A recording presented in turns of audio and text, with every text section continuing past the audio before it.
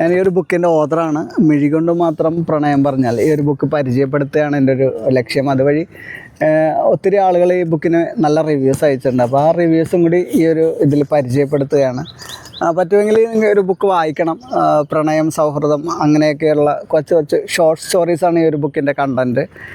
ഞാനൊരു book review വായിക്കാം. ഇത് എഴുതിയിരിക്കുന്നത് സൗമ്യ അനിലാണ്.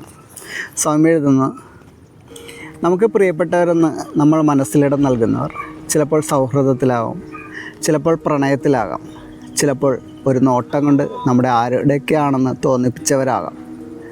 നമ്മളെ എന്നേക്കുമായി വിട്ടുപിരിഞ്ഞവരോ അതുമല്ലെങ്കിൽ ഒരിക്കലും ആ നമ്പറുകളിലേക്ക് കോളുകൾ പോയില്ലെന്നറിഞ്ഞാലും ഡിലീറ്റ് ചെയ്യപ്പെടാതെ സൂക്ഷിക്കുന്ന ചില നമ്പറുകളുമാകാം. നമ്മളേറെ പ്രിയപ്പെട്ടവരെക്കുറിച്ച് ഓർക്കുമ്പോൾ ചിലയിടങ്ങൾ, ചില രുചികളിൽ, ചില മണങ്ങളിലൊക്കെ അവരെ കൂട്ടിച്ചേർത്ത് ഓർത്തു വയ്ക്കാൻ കഴിയും. അതുപോലെ നമ്മൾ അവരെക്കുറിച്ച് ഓർത്ത് വിരഹിക്കുമ്പോൾ പോലും അവർ നമുക്ക് പ്രിയപ്പെട്ടവർ തന്നെയായിരിക്കും. മിഴികൊണ്ട് മാത്രം പ്രണയം പറഞ്ഞാലെന്ന ഈ ഒരു കഥാസമാഹാരത്തിൽ നിറഞ്ഞു നിൽക്കുന്നതും നിഹാരിക പറയാൻ ആഗ്രഹിച്ചതും ഏറ്റവും പ്രിയപ്പെട്ട നെഞ്ചോട് ചേർത്ത് നിൽക്കുന്ന സൗഹൃദവും പ്രണയവുമാണ്. അത് നമ്മളെ കൂടെ കൊണ്ടുപോകാൻ കഴിയുന്ന ഒഴുക്കുള്ള ഭാഷയിൽ. താങ്ക് യു സൗമ്യ, ഇങ്ങനൊരു നല്ല റിവ്യൂ എനിക്ക് തന്നതിന് ഒത്തിരി നന്ദി.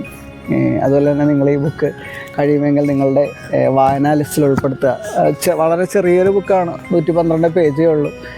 ഈസി റീഡാണ്. ഒത്തിരി നിങ്ങൾക്ക് മടുക്കില്ല എന്ന് എനിക്ക് ഉറപ്പുണ്ട്. എന്തായാലും ഒന്ന് ട്രൈ ചെയ്യുക. Thank you.